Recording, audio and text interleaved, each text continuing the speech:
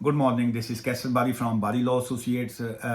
Sponsor licence के हवाले से एक कल यस्टरडे एक नई अपडेट्स आई हैं जी होम ऑफिस की जानिब से, वो मैं आपके साथ शेयर करना चाह रहा हूँ। उसमें तीन चीज़ों का जो है वो अब इजाफा किया गया है। नंबर वन ये है कि जिस वक्त आप एसएमएस जो होता है, जब आप कंपनी का प्रोफाइल आप ओपन करते हैं जहाँ पे आपने स्पॉन्सर लाइसेंस जो है जब आप अप्लाई किया होता है, तो उसके बाद जब आपको स्पॉन्सर लाइसेंस मिल जाता है तो फिर आपके पास एक एसएमएस की एक डिटेल्स होती है जहाँ पे आप लॉगिन करके सीओएस वगैरह निकालते हैं या बाकी जो अपडेट्स वगैरह वहाँ पे करते हैं। सो उसमें यह है कि वहाँ पे दो जो है पार्टीज होती हैं या वहाँ पे दो की डिटेल्स होती है, टू पीपल्स की। एक होता है ऑथोराइजिंग ऑफिसर और सेकंड होता है की कॉन्टैक्ट पर्सन जो है। सो उसमें अब ये मस्ट हो गया है फ्रॉम यस्टरडे कि आपने जो ऑथोराइजिंग ऑफिसर है या जो की कॉन्टैक्ट पर्सन है उसका नेशनल इंश्योरेंस नंबर जो है वो ऐड करना लाजमी है। अभी तक अगर आपने ऐड नहीं किया तो अपनी जो एसएमएस जो आपका लॉगिन पोर्टल है उसको आप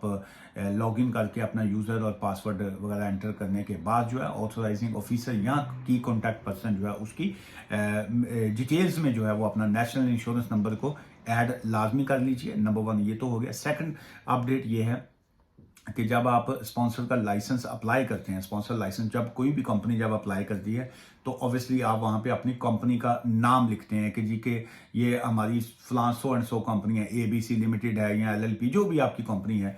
सो अब आप उसकी जब डिटेल्स लिखते हैं तो आपको कंपनी हाउस का नंबर जो है उस पर ऐड करना पड़ता है। लेकिन फ्रॉम यस्टरडे अब ये हुआ है कि जो कंपनीज हाउस की जब डिटेल्स आप एंटर करते हैं तो कंपनीज हाउस का सिस्टम जो है उन्होंने स्पॉन्सर लाइसेंस का जो सिस्टम इनका आता है उसके साथ उसको कनेक्ट कह लीजिए कि उसके साथ वो कर दिया। सो उन्होंने वर्डिंग इसमें ये यूज़ की है कि the provision for sponsors company house reference has been enabled in a SMS जो है। सो वो जो एसएमएस का जो सिस्टम है वहाँ पे उसके साथ उसको एनेबल कर दिया है कि कनेक्ट कर दिया है।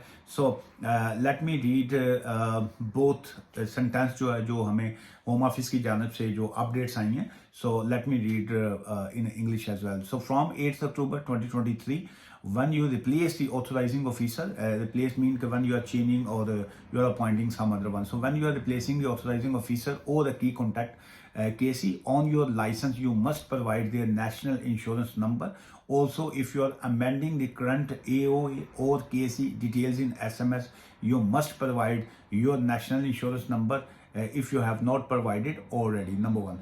The second thing is from 8th of October, the provisions of a sponsors company's house reference number CHN has been enabled in a SMS. So company's house records are publicly available and checks with the company's house are completed by when sponsor requests are considered. So the main thing for this type of action is क्योंकि बहुत सी companies जो हैं they are not registered with the company's house and they have used a wrong name या fake COS. So that's why